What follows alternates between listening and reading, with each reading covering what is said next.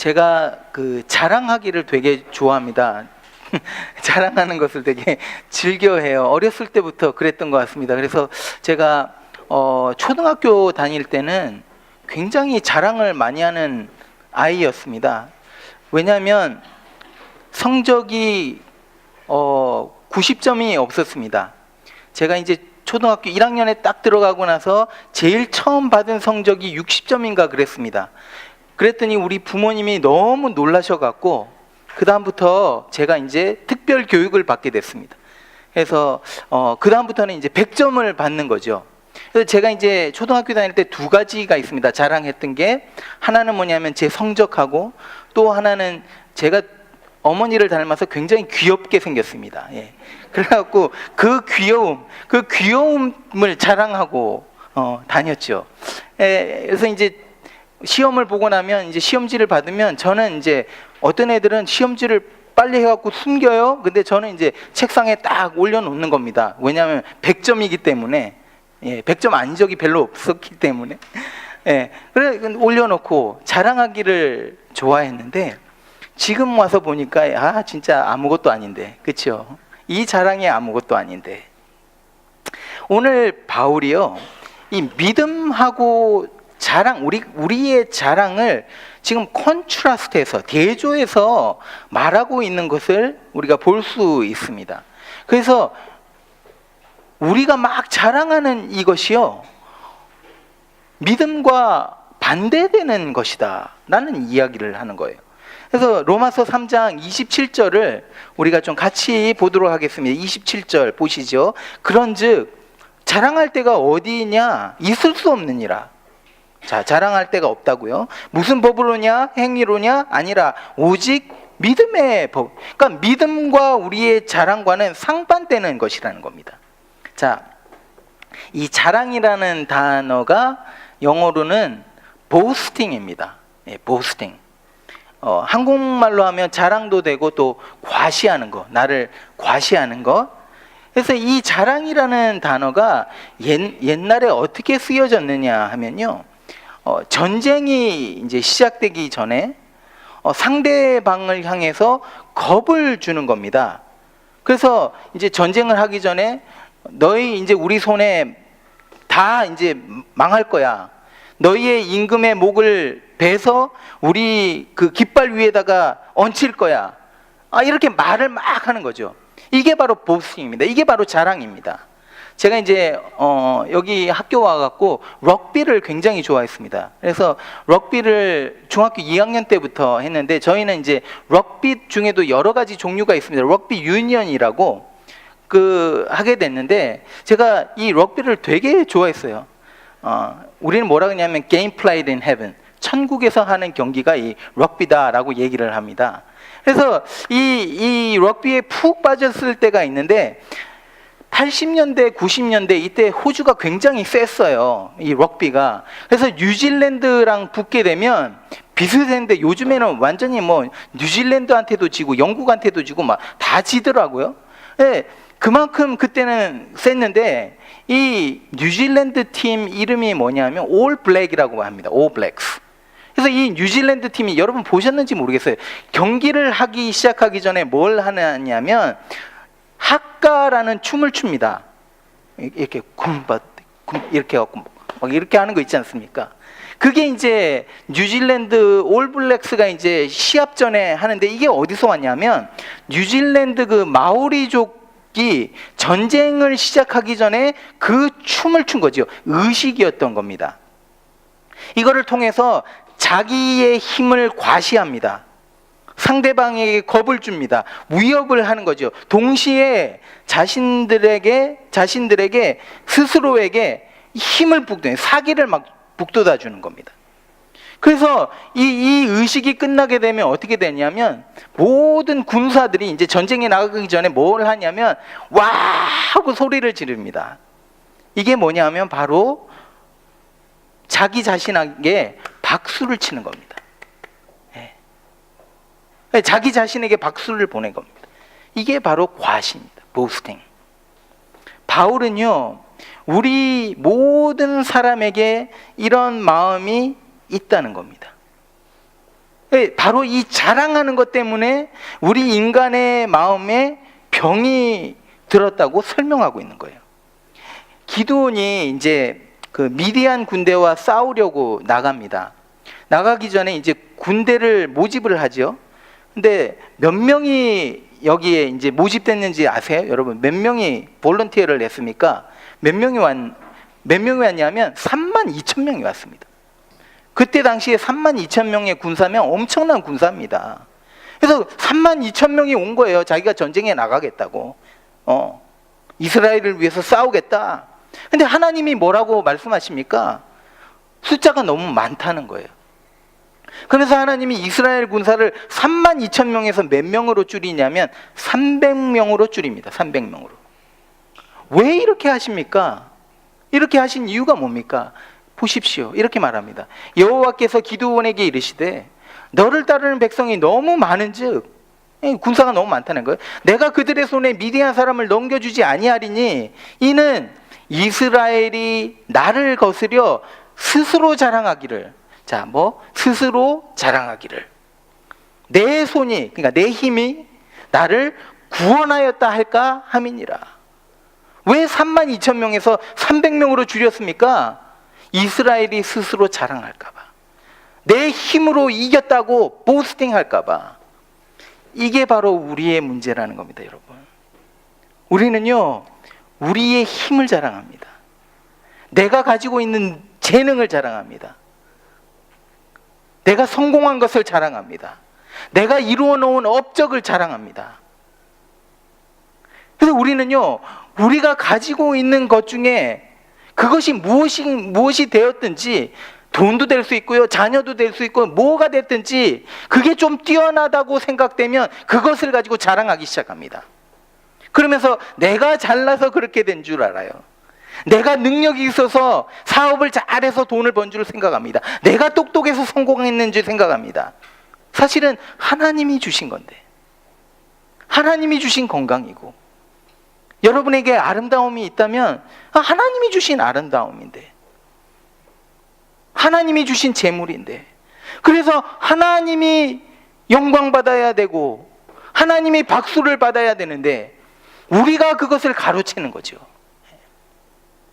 예레미야가 아주 유명한 말을 합니다. 한번 보시죠. 이렇게 말합니다. 여호와께서 이와 같이 말씀하시되 지혜로운 자는, 똑똑한 사람들 잘 들으십시오.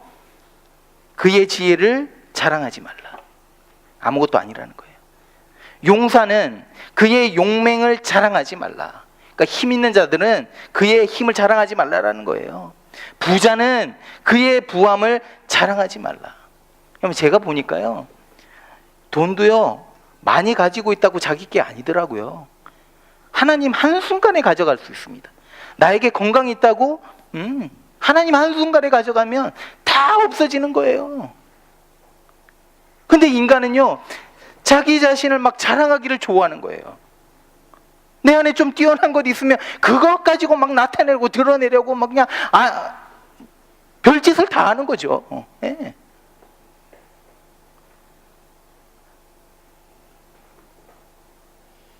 왜 그런 줄 아세요? 왜냐하면 내가 이것을 통해서 내가 좀 가치 있다, 내가 좀 박수를 받아야 되고, 내가 존중이 여김을 받아야 되고, 소중히 여김을 받아야 되기 때문에 이렇게 하는 겁니다. 그런데 더 나아가서 더 깊은 이유가 있습니다. 뭐냐면 세상이 전쟁터이기 때문에. 여러분, 요즘에는 우리를 드러내지 않으면요, 세상에 나가서 바보 취급받습니다. 내가 이거 잘한다고 막 해야지 세상이 나를 알아주는 그런 시대예요. 나에게 힘이 있어야 돼요. 나에게 능력이 있어야 친구도 붙어요. 그런데 하나님은 이렇게 하지 말라라는 거예요. 제가 왜 하나님이 이런 자랑을 하지 말라고 했을까? 왜 이렇게 보스팅하는 것을 하나님이 이렇게 싫어하실까? 가만히 생각해 보니까, 여러분, 우리가 자랑을 뭔가를 하게 되면 어떻게 되는 줄 아세요? 남을 깔보는 겁니다. 내가 뭘 자랑하게 되면 남을 비웃고 남을 조롱하게 되는 거예요. 예를 들어 볼까요? 이게 항상 이렇습니다. 바쁘게 살아가는 것, 좋은 거죠. 근데 바쁜 것이 자랑이 되는 사람이 있어요. 왜 이게 자랑이 되느냐면요, 바쁘다는 것이 어디로 연결되냐면 내가 그만큼 중요한 사람이다 라고 연결이 되는 거예요. 내가 바쁘기 때문에 그만큼 중요한 거예요. 나는 그런 중요한 사람인 거예요. 물론 열심히 살아가는 것이 중요하지만 바쁨이 우리의 자랑이 될 때, 보스팅이 될 때, 이거는 뭐냐면 다른 사람과 비교하기 시작하는 겁니다. 그래서 다른 사람이 좀 한가하게 살아가는 것을 크리티사이즈 합니다. 뭐 저렇게 살아가지? 저렇게 시간을 낭비하면서 살아가지? 그러면서 나는 뭘 느끼냐면 우월감을 느끼는 거예요. 또 다른 예를 들어볼까요? 신앙생활을 하면서 신앙생활을 오래 하게 되면 좀 뭔가를 알아요. 알게 됩니다. 그러니까 뭐 어떻게 돌아가는지, 교회가 어떻게 돌아가는지도 알아요. 그게 믿음이라고 생각해요. 그러면서 나 믿음 좋다. 나 정도 믿음이면, 그러면서 내가 가진 이 믿음을 보스팅하기 시작합니다.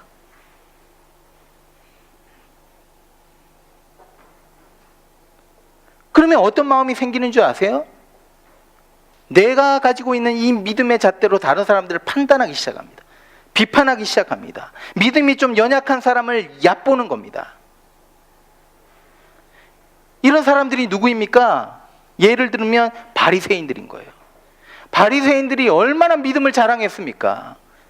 그러면서 뭐라고 하냐면 감사합니다. 제가 저 죄인같이 살지 않는 것에 대해서 감사합니다. 여러분, 우리가 뭘 자랑하게 되면요, 항상 이렇다는 거예요. 우리의 자랑이.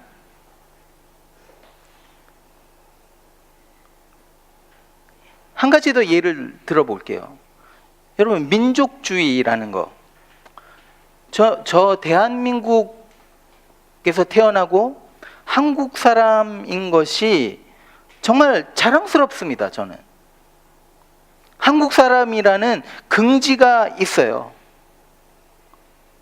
그래서 한국을 사랑하고 한국을 위해서 계속 기도하고 한국 돌아가는 것들을 보면서 걱정하기도 하고 기뻐하기도 합니다. 그런데요, 이 대한민국이 나의 과시하는 것, 보스팅이 될 때, 자랑이 될 때 어떻게 되는 줄 아세요?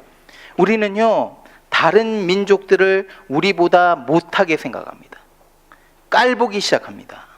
특별히 우리보다 좀 못 사는 나라 사람들을 향해서 대한민국을 내가 막 과시하면서 살아갈 때 이 사람들을 무시하게 되는 거죠. 여러분, 잘못된 이 민족주의가 얼마나 많은 상처를 역사 가운데 안겨주었습니까? 나치 무브먼트가 왜 일어났습니까? 자랑, 이 과시, 보스팅에서 시작된 거예요. 잘못된 민족주의가 전쟁을 일으키지요. 여러분, 이런 자랑은요, 병이라는 거예요. 보스팅은 병이라는 거예요. 사회를 망쳐놓고 내 자신을 망가뜨리고 다른 사람까지 아프게 만드는 병인 거죠. 영적인 병입니다. 근데 우리 모두가 다 이 병에 걸려 있다는 거예요, 지금. 그런데 감사한 것은 이 병을 고칠 약이 있다는 겁니다. 근본까지, 그 뿌리까지 치료할 수 있는 약이 있다는 거예요. 여러분, 왜 우리가 자랑하고 막 과시하는 줄 아세요? 그 뿌리로 들어가 보면 인정받고 싶어 하는 거예요. 그냥 내 가치를 사람들이 좀 알아주기를 원하는 거죠. 그래서 막 칭찬에 목말라 합니다. 유대인들이 뭘 자랑했냐면 할례 받은 것에 대해서 자랑을 했습니다. 그러면서 칭찬받기를 원했던 거예요. 야, 너희는 대단한 민족이다. 너희는 대단하다.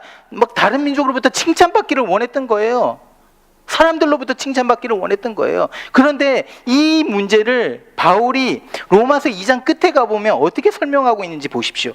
무릇 표면적 유대인이 유대인이 아니요 표면적 육신의 할례가 할례가 아니니라. 하도 이 할례를 자랑하니까. 오직 임여적, 근데 마음에 유대인이 유대인이며 할례는 마음에 할지니 영에 있고 율법 조문에 있지 아니한 것이니라. 그 칭찬이, 여기가 되게 중요합니다. 그 칭찬이 사람에서가 아니요 다만 하나님께서니라. 저도 이제 어렸을 때부터 음악을 했습니다.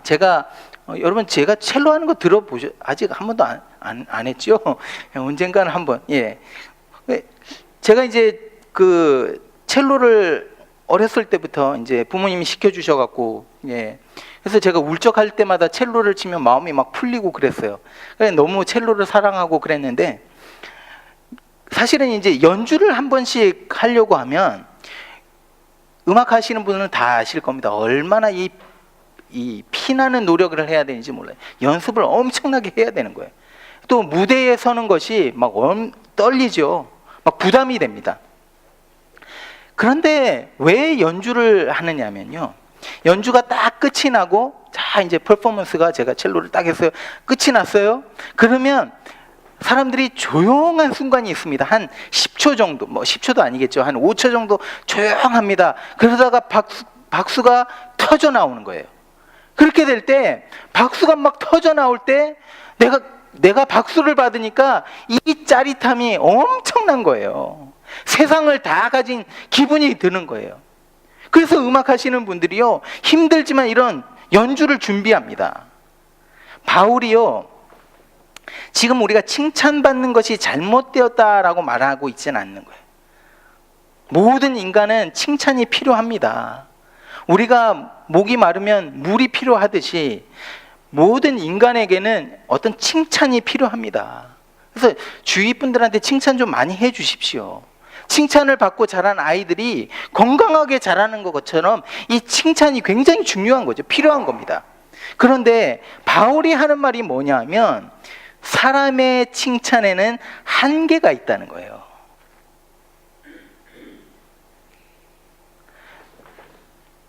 사람의 칭찬을 받으면요, 사람은 교만해집니다.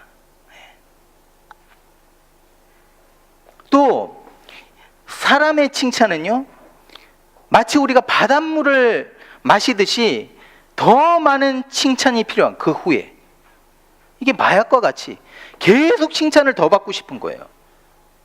그래서 결국 더 많은 칭찬을 받기 위해서 더 많은 노력을 하죠. 그래서 결국에는 내가 자랑하는 것에 노예가 되는 겁니다.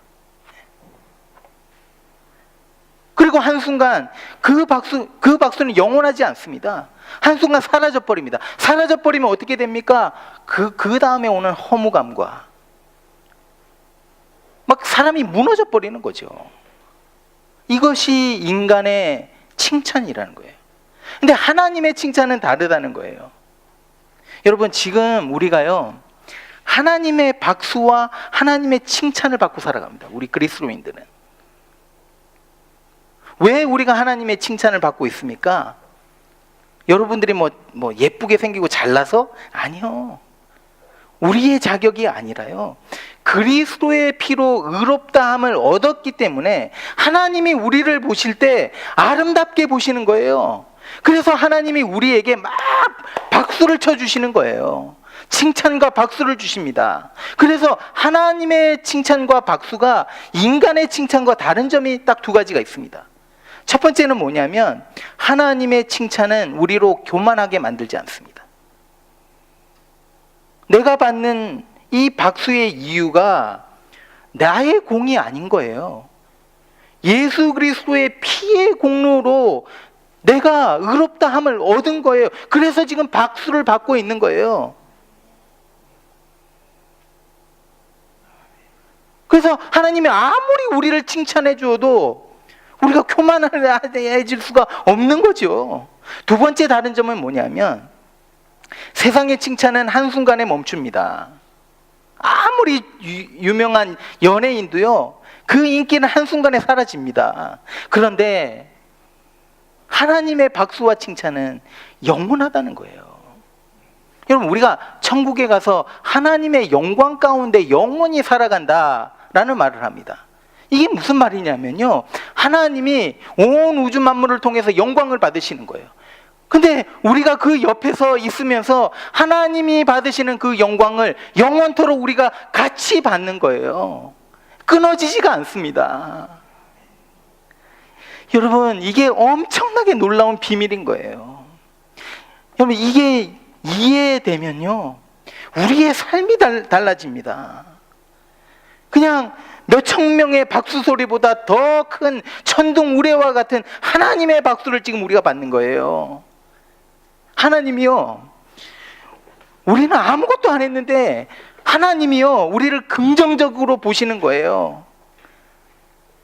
우리는 사랑받을 자격이 아무것도 없는데 하나님이 우리를 막 사랑하시는 거예요. 흠모하십니다. 내가 무슨 해서가 아니라 하나님이 그렇게 하시는 거예요. 그리스도의 피를 통해서 의롭다함을 얻었기 때문에 하나님이 박수를 보내주시는 거예요. 홍성기 목사가 목회를 잘 못해도 하나님은 저에게 박수를 보내주시는 거예요. 왜? 그리스도의 피가 나를 덮었기 때문에. 우리의 어떤 행위가 아니라 오직 하나님의 은혜로. 그러면서 여러분, 하나님의 칭찬 속에서 살아가는 삶을 여러분, 우리 알지 않습니까? 아침에 일어났어요. 입에서 냄새 나죠? 막 눈에 눈곱 끼어 있습니다. 침 흘려갖고 여기 자국이 있어요. 그런데 하나님은 그런 우리의 모습을 보고 아름답다 하신다는 거예요. 박수를 보내신다는 거예요. 직장에서 열심히 일하는 여러분들을 향해서 하나님이 칭찬하시는 겁니다. 세상 살아가기가 너무 힘든데 그래도 하나님 사랑하려고 비록 넘어지지만, 죄를 범하지만 다시 하나님께로 오는 우리를 하나님은 받아주신다는 거예요. 두 눈을 뜨시고 오기를 바라신다는 거예요.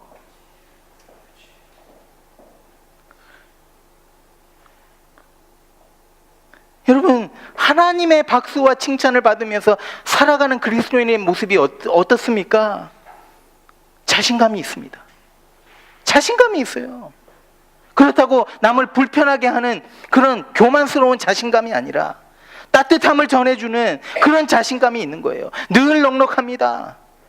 어떤 일을 만나도 두려움이 없어요. 내일을 향한 두려움이 없습니다. 세상으로부터 받은 이 상처 때문에 열등감 투성이었는데 그 열등감이 사라집니다.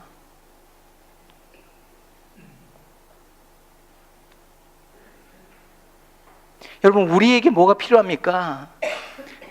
사람의 칭찬이 필요한 것이 아니라 하나님의 칭찬이 필요한 거예요. 하나님의 칭찬과 이 박수가요, 우리의 병을 고칩니다.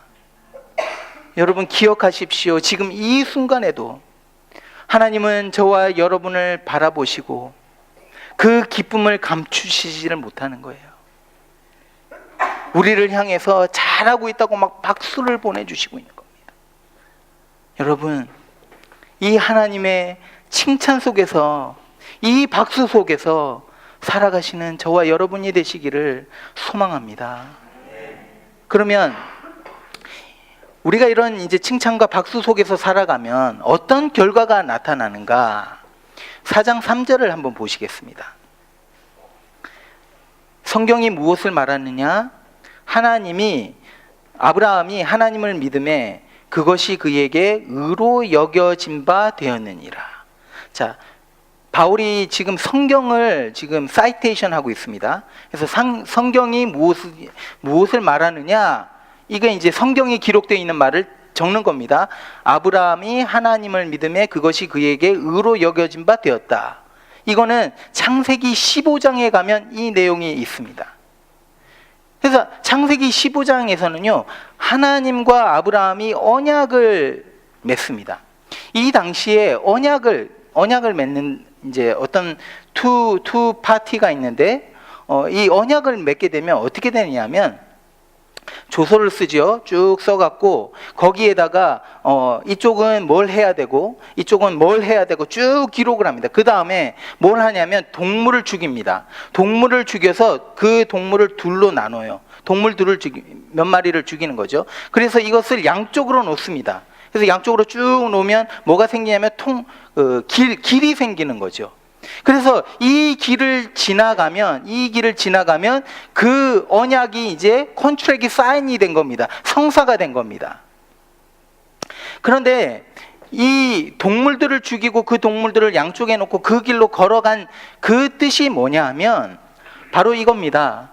내가 이 의무를 잘 행하지 못할 때는 이 짐승들과 같이 쪼개지고 찢겨지고 죽임을 당해도 된다는 겁니다. 그렇게 되겠다는 겁니다. 그 약속인 거예요. 하나님이 이제 아브라함에게 시킵니다. 자, 내가 너에게 복을 줄 거고 너는 내 앞에서 걸어라, 살아가라.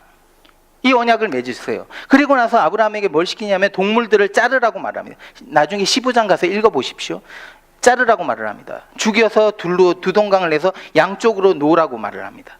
그리고 나서 당연히 하나님이 아브라함에게 이 길을 너 걸어라. 그래서 네가 이걸 지키지 않을 때 너는 이렇게 될 것이다. 이렇게 해야 되는데 하나님이 아브라함에게 그 길을 걸으라 하지 않습니다.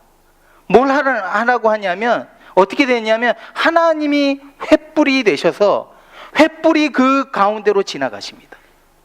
하나님이 지나가셨다는 겁니다. 이게 무슨 뜻이냐면 여러분, 이 언약이 깨어지더라도 내가 대신해서 죽을지언정, 내 살이 찢기고 죽을지언정 내가 너에게 약속한 이 약속을 반드시, 아브라함에게 주겠다고 약속한 이 축복의 약속을 반드시 지키겠다. 지키고야 말겠다. 이런 의미입니다. 여러분, 이게 바로 십자가의 사건인 거예요. 인간이요, 하나님과 맺은 언약을 지키지 못했습니다. 먹지 말라는 선악과를 따먹었어요. 이 언약을 깨트린 겁니다. 하나님의 명령대로 살겠다고 해놓고 그렇게 살지 못했습니다. 하나님과의 언약을 깨트린 것은 우리 인간들이죠. 그런데 하나님은 끝까지 우리에게 복 주시기를 원했다는 거예요. 아브라함에게 약속했던 그 복을 우리에게 주시겠다고, 끝까지 어떻게 해서든지 주시겠다고 마음을 먹으신 거예요. 그래서 하나님께서 자기의 독생자를 이 땅에 보내십니다. 예수 그리스도가 하늘의 영광을 버리고 이 땅에 오신 거예요. 하나님이 오셨는데, 그러면 이 땅에서 모든 인간에게 칭송과 박수를 받아야 되는데 그렇게 된 게 아니라 오히려 야유를 받으셨죠. 침뱉음을 받으셨습니다. 결국 이 언약의 의식 속에서 죽은 동물들과 같이 몸이 찢기고 깨어져서 자신이 죽으신 겁니다. 이것을 통해서 하나님은 우리에게 복 주시기로 약속하신 그 언약을 이루어 가시는 거예요. 여러분, 하나님이 이렇게 하신 이유가 뭡니까? 그만큼 저와 여러분을 사랑하시기 때문에, 그만큼 소중히 여기시기 때문에. 여러분, 하나님이 우리를 바라보시면서 얼마나 기뻐하시는지 모른다는 거예요. 여러분, 이거를 깨달을 때요, 내가 좀 억울한 일을 당해도 세상에서 사람들이 나를 좀 욕해도 괜찮은 거예요. 사람들 박수 안 받아도 되는 거예요. 왜냐하면 하나님의 박수를 우리가 지금 받고 있지 않습니까? 그리고 결과적으로 가장 중요한 변화가 있습니다. 그건 뭐냐면 나의 자랑이 바뀐다는 거예요. 예수를 믿으면 자랑하는 것이 없어지는 것이 아니라 내가 이전에 자랑했던 것들이 별것 아닌 것으로 여겨지는 거예요. 그리고 나서 새롭게 자랑하는 것이 생깁니다. 제가 초등학교 1학년, 2학년 때 100점 맞았다고 자랑했던 것, 지금 생각해 보니까 진짜 아무것도 아닌 거거든요. 90점 맞아도 되고 80점 맞아도 됐어요. 여러분, 지금 우리가 겪고 있는 인생의 어떤 문제가 어쩌면 하나님 안에서 이렇다는 거예요. 내가 자랑하는 것이 바뀝니다.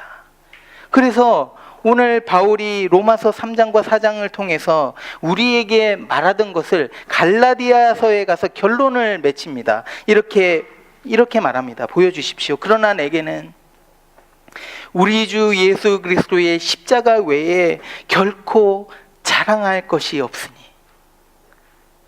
그리스도로 말미암아 세상이 나를 대하여 십자가에 못 박히고 내가 또한 세상을 대하여 그러하니라. 무슨 말입니까? 예수 그리스도의 십자가만 자랑한다는 거예요.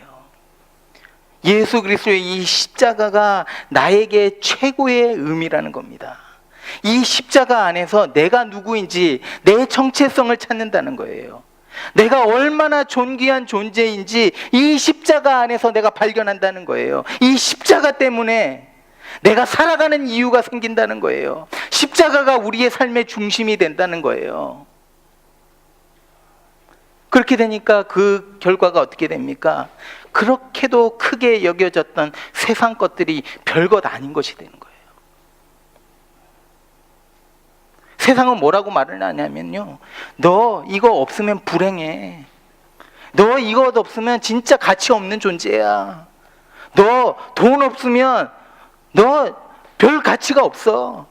너를 사랑해주는 사람이 한 사람도 없는데 이 세상에서 네가 살아갈 이유가 뭐가 있어? 세상은 이렇게 말을 하는 거예요. 세상은요, 이렇게 우리를 컨트롤합니다. 그런데 십자가를 자랑하기 시작할 때 어떤 일이 생깁니까? 내가 더 이상 세상의 컨트롤을 받지 않는 거예요. 세상이 뭐라 그래도 나에게 그게 별로 중요한 것이 아니에요. 내가 좀 돈이 없어도, 좀 가난하게 살아도, 그래서 세상이 나를 깔봐도 괜찮은 거예요. 하나님이 나를 인정해 주시고, 하나님이 나에게 박수를 보내주시고, 하나님이 나에게 칭찬해 주시니까. 우리가 좀 공부 못했다고? 지금 일하는 것이 뭐 좀 허드렛 일 비슷하게 한다고? 세상은 우리를 무시할 수 있어요. 그런데 십자가가 나의 면류관이고 그 자랑이 될 때 그 십자가의 영광의 박수를 우리가 받게 된다는 겁니다. 여러분의 돈, 여러분의 직장, 여러분의 사업, 여러분의 자녀, that's not your life. That's not your life. Jesus is your life. Cross is your life.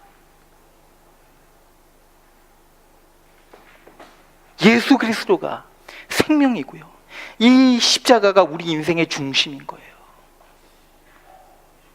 그래서 우리가 이제 십자가를 자랑하기 시작하잖아요. 그러면 세상을 향해서 이렇게 말할 수 있어요. 너 세상 덤벼봐.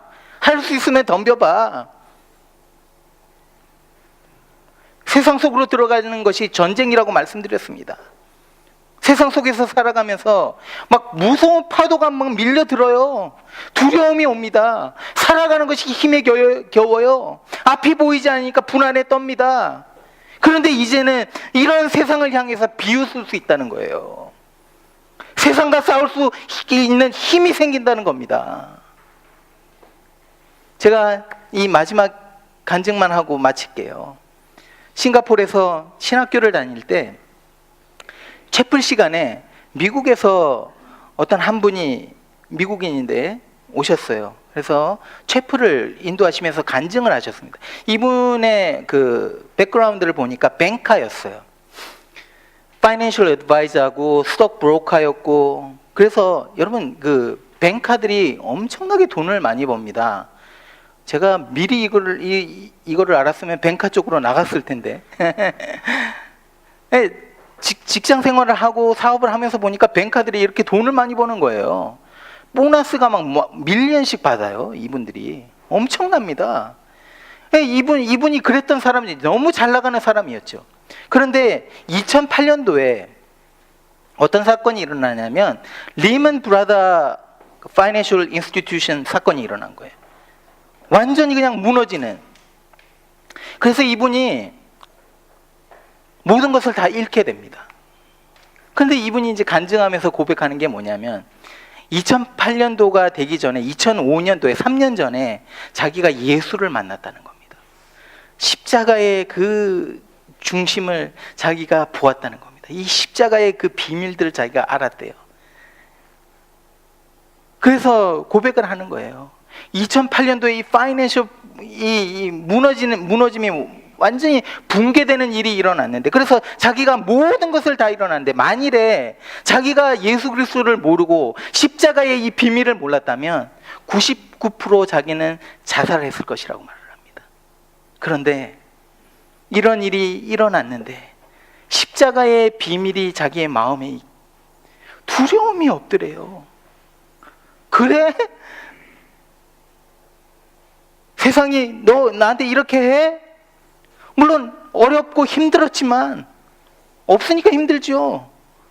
잃었던 사람이 다 있었던 사람이 다 잃으면 얼마나 더 힘이 듭니까?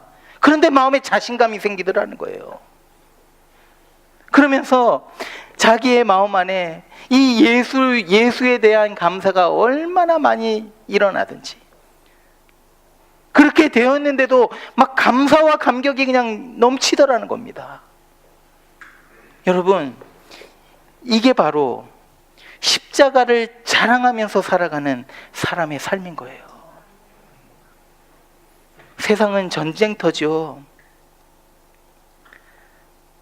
근데 이 세상에서 우리가 이 십자가를 자랑하기 시작할 때, 이 세상은요, 우리 앞에서 벌벌 떠는 겁니다. 세상이 우리를 컨트롤하려고 했다가 도망갑니다. 우리가 세상을 다스리는 권세를 가지는 거예요. 여러분, 이게 바로 그리스도인의 삶입니다. 여러분, 세상 꼭 자랑하지 마십시오. 십자가 자랑하십시오. 예수 그리스도 자랑하십시오. 여러분의 삶이 바뀔 겁니다. 그러나 내게는 우리 주 예수 그리스도 십자가 외에 결코 자랑할 것이 없으니 May I never boast except in the cross of Christ Jesus, through which the world has been crucified to me and I to the world. 이 믿음 갖고 살아가는 저와 여러분 되시기를 축원드립니다.